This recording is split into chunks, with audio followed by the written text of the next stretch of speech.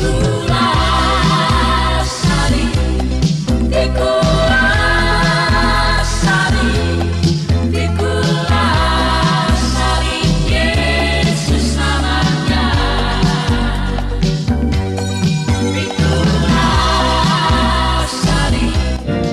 satu langkah, kita berdoa. Bapa, di dalam nama Tuhan Yesus Kristus, Engkau adalah Sang Firman yang hidup, bersemayam dalam terang yang tak terhampiri, memberikan kami kekuatan serta keselamatan atas kehidupan kami. Kami bersyukur, berterima kasih atas waktu, kesempatan yang Kau berikan dalam kehidupan kami, sehingga hari ini Tuhan kami boleh memuji serta membesarkan akan nama-Mu. Dan hari ini pula Tuhan, kami akan belajar bersama-sama tentang firman-Mu. Bagi hamba-Mu yang akan membawakan firman-Mu, biar bukan kiranya kepintaran hamba-Mu, bukan kehendak hamba-Mu, melainkan kehendak-Mu yang jadi. Jika ada kuasa kegelapan, kuasa iblis yang coba-coba mengganggu jalannya ibadah kami ini, kami bersatu hati, kami ikat, kami patahkan, kami hancurkan, kami tolak, hanya di dalam nama Tuhan Yesus Kristus, agar keluar dari tempat kami ini, sehingga kami bisa mengerti, memahami, belajar bersama-sama firman-Mu dengan baik dan benar. Inilah yang menjadi doa kami, dalam nama Tuhan Yesus Kristus adalah Tuhan dan Juru Selamat penebus dosa kami. Haleluya, amin. Matius 2 ayat 1 hingga ayat yang ke-12. Untuk menghormati firman Tuhan, saya undang untuk bangkit berdiri, dan perikop pembacaan Alkitab kita tentang orang-orang Majus dari timur. Kita mulai. Sesudah Yesus dilahirkan di Betlehem di tanah Yudea pada zaman Raja Herodes, datanglah orang-orang Majus dari timur ke Yerusalem dan bertanya-tanya, "Di manakah dia, raja orang Yahudi yang baru dilahirkan itu? Kami telah melihat bintangnya dari timur dan kami datang untuk menyembah dia." Ketika Raja Herodes mendengar hal itu, terkejutlah ia beserta seluruh Yerusalem. Maka dikumpulkannya semua imam kepala dan ahli Taurat bangsa Yahudi, lalu dimintanya keterangan dari mereka di mana Mesias akan dilahirkan. Mereka berkata kepadanya, "Di Betlehem di tanah Yudea, karena demikianlah ada tertulis dalam kitab Nabi. Dan kau Betlehem tanah Yudea, engkau sekali-kali bukanlah yang terkecil di antara mereka yang memerintah Yehuda, karena daripadamu akan bangkit seorang pemimpin yang akan menggembalakan umatku Israel." Lalu dengan diam-diam Herodes memanggil orang-orang Majus itu dan dengan teliti bertanya kepada mereka, bila mana bintang itu nampak.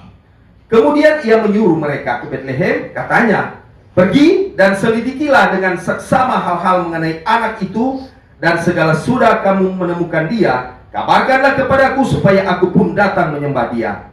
Setelah mendengar kata-kata raja itu, berangkatlah mereka, dan lihatlah, bintang yang mereka lihat di timur itu mendahului mereka hingga tiba dan berhenti di atas tempat di mana anak itu berada.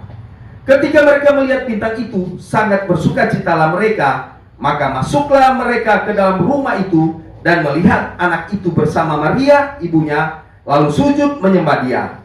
Mereka pun membuka tempat harta bendanya dan mempersembahkan persembahan kepadanya, yaitu emas, kemenyan, dan mur. Dan karena diperingatkan dalam mimpi supaya jangan kembali kepada Herodes, maka pulanglah mereka ke negerinya melalui jalan lain. Terima kasih, silakan duduk. Bapak Ibu Saudara sekalian, jadi ini sudah kedua kalinya. Terima kasih Pak Feki atas kepercayaan. Jadi kedua kali saya khotbah di Kepenatuan Elia. Bapak Ibu Saudara sekalian, dalam pembacaan Alkitab kita, di dalam Matius 2 ayat 1 dikatakan, sesudah Yesus dilahirkan di Betlehem di tanah Yudea, pada zaman Raja Herodes, datanglah orang-orang Majus dari timur ke Yerusalem. Jadi Yesus itu lahir di 4 sebelum Masehi. Kalau kita baca cerita sebelum Masehi berarti hitung mundur 199, 88, 77, nanti masuk Masehi baru hitung maju. Yesus lahir 4 sebelum Masehi, dan zaman itu ada seorang raja yang memerintah di Yudea, Samaria, namanya Herodes Agung. Kalau orang mau buka di Alkitab ini nak mau dapat, cuma tulis Raja Herodes, bukan Herodes Agung, tak tulis itu. Jadi Raja Herodes Agung itu memerintah, dan waktu itu wilayah Yerusalem itu dikuasai oleh Roma Timur, dan penguasanya adalah Kaisar Roma pertamanya, namanya Octavianus Augustus. Kalau Alkitab bilang pada zaman Kaisar Augustus. Jadi ada sejarahnya. Makanya orang-orang Kristen harus belajar tentang sejarah gereja, sejarah juga tentang kekristenan, supaya orang tahu, mengerti. Ketika orang di seberang tanya, orang tahu jawab. Nah, zaman itu, jadi Herodes Agung memerintah di 73 sebelum Masehi sampai 4 sebelum Masehi. Nah, zaman itu, ini Raja Herodes Agung ini dikenal raja yang paling bengis. Tetapi Raja Herodes Agung itu, ketika waktu Raja Nebukadnezar kedua, Yerusalem pernah dihancurkan dan termasuk juga Bait Allah. Diteruskanlah oleh Raja Herodes Agung. Dia membangun Bait Allah itu sendiri dan membangun kota Yerusalem. Karena dia memang hobi suka membangun. Nah, tetapi kejelekan daripada Herodes Agung ini adalah dia suka membunuh. Dan dia pikir kalau cuma membunuh orang itu waktu itu biasa-biasa saja. Nah, zaman itu terjadi pemberontakan di mana-mana. Makanya muncul pemberontakan daripada orang-orang Yahudi waktu itu. Nah, zaman Tuhan Yesus, karena waktu itu belum aman. Keluarga Tuhan Yesus ini memang zaman dulu so bingung, minta mau di mana. Sampai kalau orang belajar ini, sampai ayat seterusnya, sampai penyingkiran ke Mesir. Karena dikatakan bahwa anak-anak di bawah umur 2 tahun itu akan dibunuh. Kembali lagi tadi, zaman itu ada itu 3 orang Majus. DP nama Melchior, Domingo, siapa tahu kan? Karena itu kebanyakan ada di sejarah, ada di gereja timur dia. Melchior, Belsasar, Kaspar. Ini nama tiga orang Majus. Dia itu adalah raja timur, raja Persia. Kata Majus itu Majusi. Makanya kalau orang Islam bilang, oh, orang-orang Majusi, orang Majus, ahli-ahli bintang. Orang Majus datang turut bintangnya. Karena mereka ahli bintang, orang lihat, oh ini, rupanya ini ada keanehan. Pasti ada namanya Sang Mesias. Karena waktu itu orang Yahudi menunggu namanya Sang Ben-Ha Elohim. Mau menunggu itulah Tikvah Masya, menunggu Sang Mesias itu. Aduh, pelama kan. So setengah mati, kasihan orang ini dijajah oleh bangsa Babilonia. Akhirnya zaman perjanjian baru dijajah oleh Romawi. Menunggu dan menunggu, ternyata orang tidak tahu bahwa ternyata Sang Mesias itu akan lahir. Dialah adalah Yesus Kristus. Sehingga di dalam Yohanes 1 ayat 1, en ake en hologos kai hologos en prosoteon kai theos en hologos. Jadi setelah banyak ini, artinya pada mulanya adalah firman.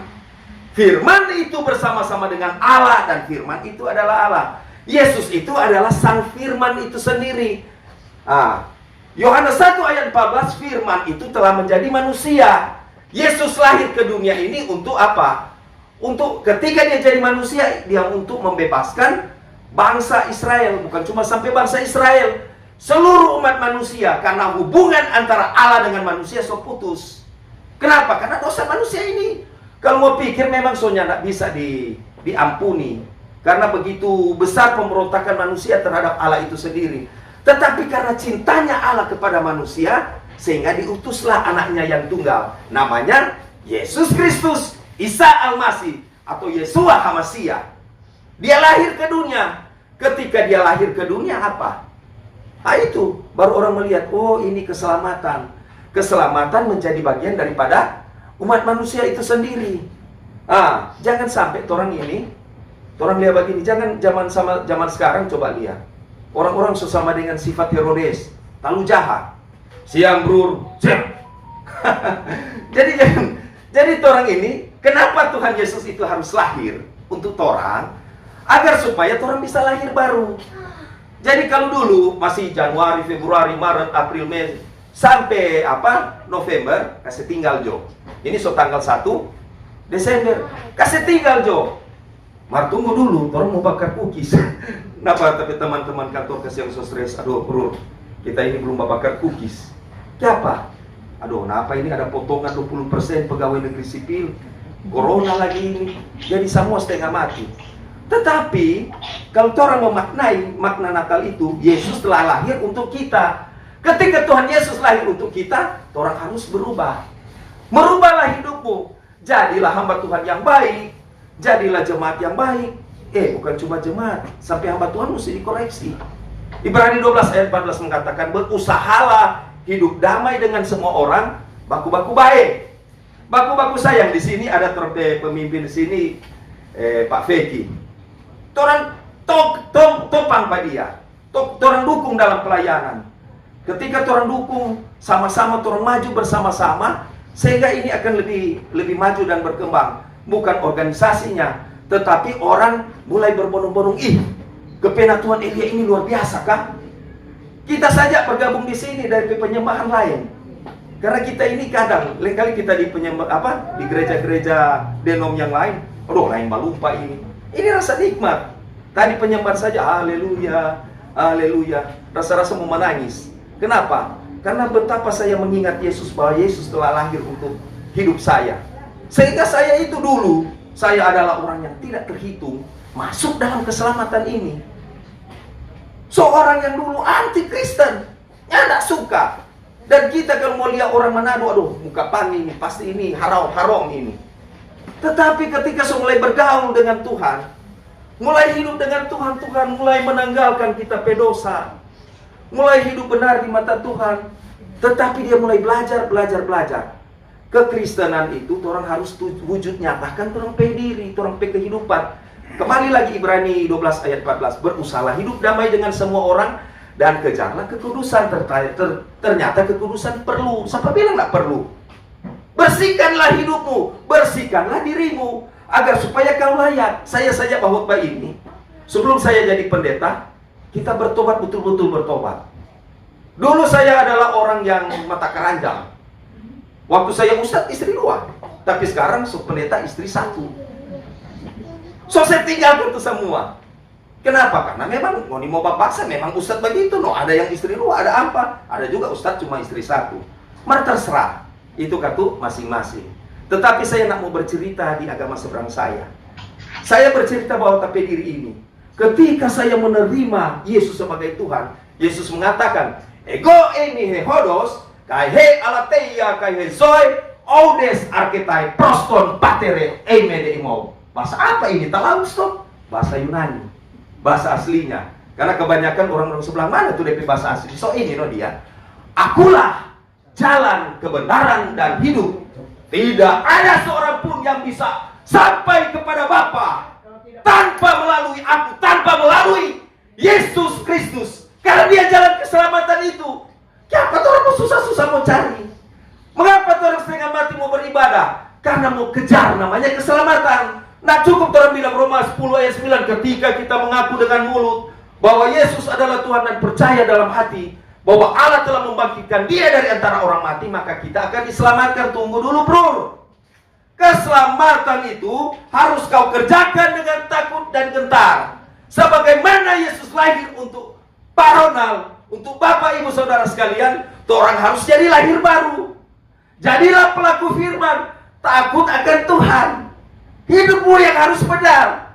Karena setiap hari Tuhan melihat hidupmu. Ketika kau jatuh ke dalam dosa, Tuhan itu mulai ketuk pintu hatimu. Hei sadar, kembalilah ke jalan yang benar. Jadilah pelaku firman. Hati-hati, orang sudah mengenal firman, firman itu akan jadi hakim atas kita. Orang yang sudah mengenal firman, Roh Kudus itu akan menyerang balik. Tuhan Yesus, kenapa kan Tuhan? Kita melayani Tuhan tumpang-tumpang tangan, banyak orang baik. Kenapa kan? Maka kalau kita sakit setengah mati mau baik, karena kau sudah mengenal firman. Makanya sekarang orang lihat dulu Tuhan. Ada tuh lagu, selidiklah akan daku, ya Allah. Lihat hatimu, apakah kau layak di hadapan Tuhan? Ketika kau so hidup benar di mata Tuhan, tinggalkanlah pakaian lamamu. Dulu pang, kasih tinggal. Mau dipikirkan sedang menjadi hamba Tuhan.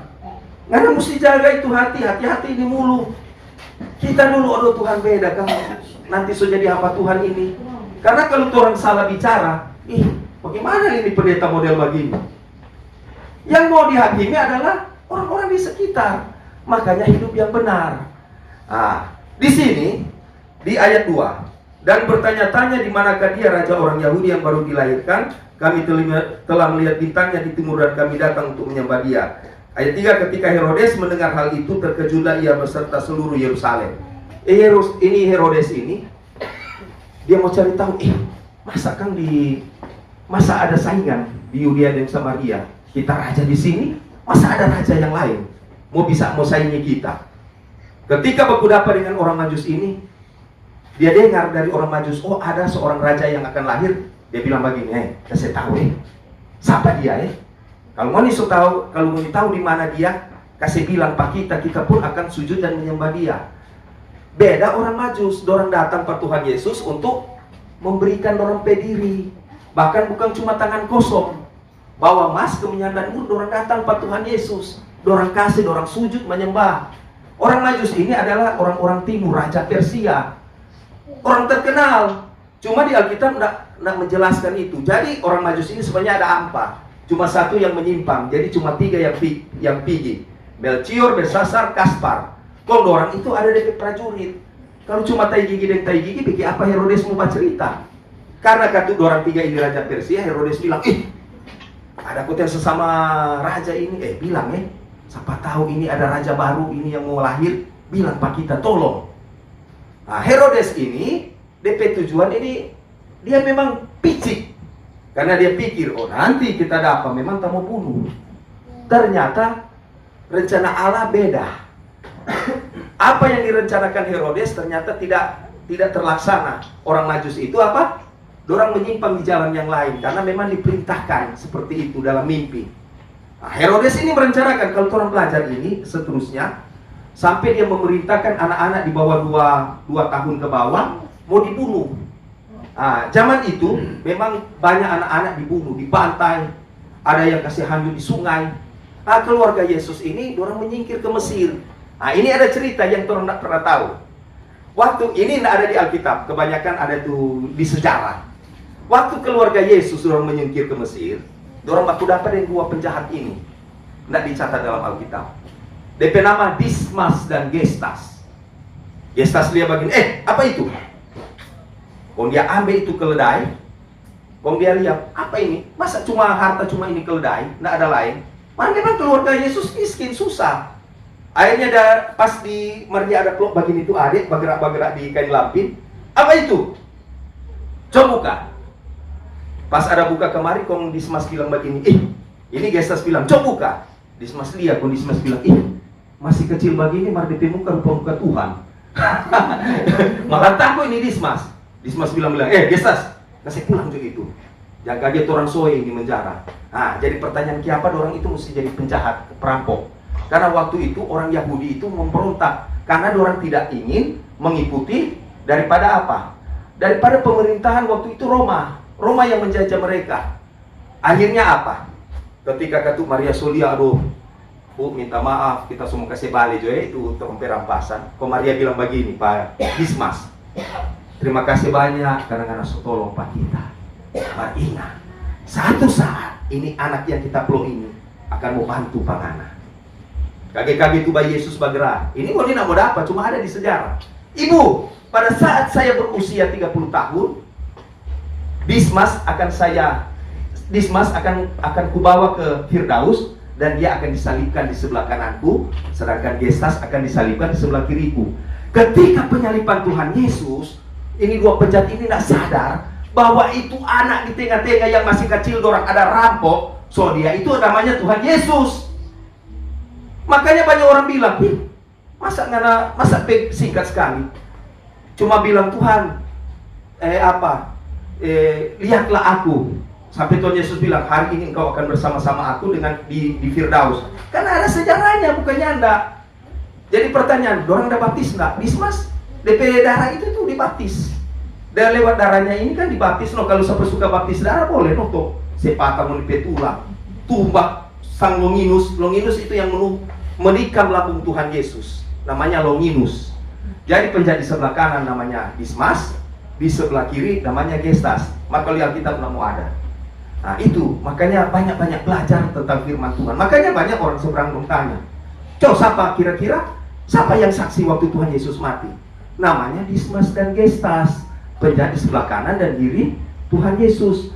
Salah satunya juga Longinus, dia itu adalah bapak gereja ketika dia menikam lambung Tuhan Yesus, dia mengalami pertobatan. Itu darah yang dia tikam di lambung Tuhan Yesus, keluar darah dan air, itu dari air itu kena DP mata, akhirnya DP mata sembuh. Kok dia mulai mengikuti Tuhan Yesus sampai dia menyaksikan Tuhan Yesus terangkat ke surga, disaksikan 500 orang. Jadi orang mesti banyak belajar. Sekarang orang-orang Kristen mesti lebih banyak belajar firman. Hati-hati, coba lihat sekarang. Karena satu kelak kedatangan anak manusia. Matius 24 ayat 27. Seperti kilat yang memancar dari timur dan melontarkan cahaya sampai ke barat, demikian pula kelak kedatangan anak manusia. Bagaimana Tuhan Yesus lahir? Tuhan Yesus lahir di Yerusalem. Dia tak angkat di Yerusalem, dia mau balik di Yerusalem. Makanya juga orang Islam juga ada orang liar. Kenapa waktu itu ini Yerusalem ini jatuh di tangan orang Islam? Karena ada orang tahu, belum percaya bahwa kiamat akan datang di Yerusalem. Nah dulu waktu dihancurkan di 70 Masehi, seorang raja namanya Titus Flavius Vespasianus kasih hancur Yerusalem. Akhirnya Bait Allah dihancurkan. Ketika dihancurkan sampai sekarang dia orang Yahudi dong, dia pergi di Yerusalem Timur ratapan membatoki kepala. Karena ada orang melihat di 70 Masehi. Zaman Islam begitu. Di 636 Masehi, seorang panglima Islam namanya Khalid bin Walid, ketika dia merebut Yerusalem bersama Umar bin Khattab, dia mau cari mana itu yang kasih hancur itu Bait Allah. Dapatlah itu bait suci itu, disebut Baitul Maqdis. Nah, sehingga coba lihat, perhatikan itu masjid itu bentuk kubah. Itu kan dari patronnya dari gereja timur yang ada di apa? Yang ada di Yerusalem, karena gereja lahir 33 Masehi, Islam lahir di 610 Masehi. Jauh sekali. Kristen so ada sebelum Islam ada.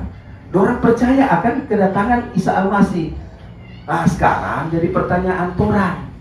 Bagaimana dengan Torang? Kalau so perang antara Israel dengan Palestina, siap-siap Jo. Ya Rabbi ya Guru, bagaimana kira-kira tanda kedatanganmu? Engkau akan mendengar dulu perang di mana-mana. Matius 24. Bangsa akan melawan bangsa, kerajaan akan melawan kerajaan. So siap-siap Jo. Siapa so siap di sini? Angkat tangan, siapa so siap? Kalau Tuhan Yesus mau panggil. So siap? Aduh belum siap semua ini. Kalau so siap, no, kalau Tuhan Yesus panggil sekarang mana siap? Aduh, kemarin tapi kita ada bahwa di sana. Banyak angkat tangan. Tapi bilang, kalau Tuhan Yesus panggil hari ini, malam ini, mau siap? Mau jadi almarhum? Oh nyanda, jangan dulu, kita suka deh hidup ini.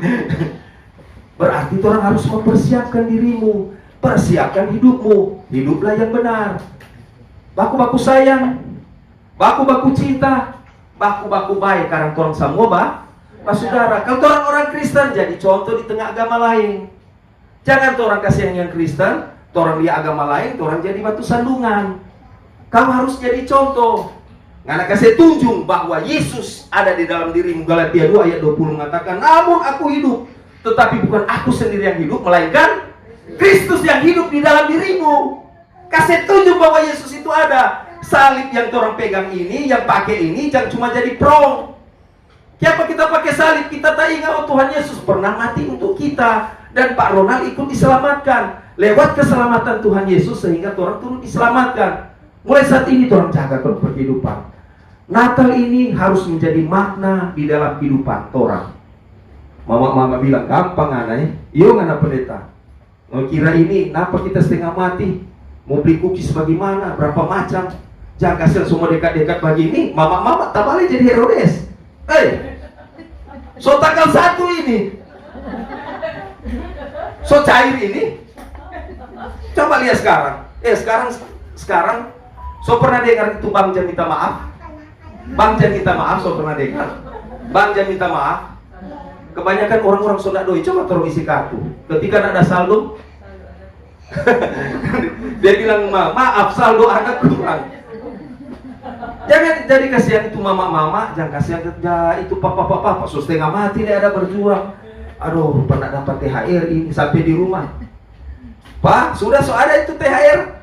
Aduh, kasihan belum ada. Sudah karena tidur di luar. Oh, boleh begitu. Banyak istri-istri. Ada yang kemarin tuh ibu ini mana di sini Aduh, lama sekali. Pak, cepat, so habis tuh baju.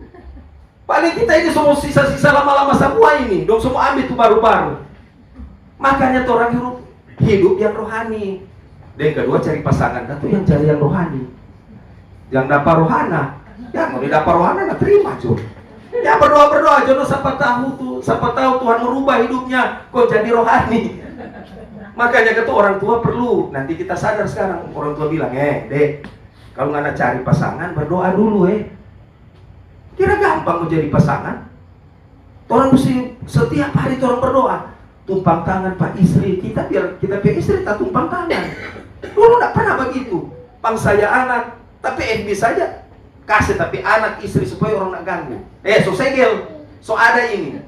Maka kalau ada yang lain-lain mau coba-coba, bongso diri alone sendiri. Nah, hati-hati, jangan kasih peluang setan.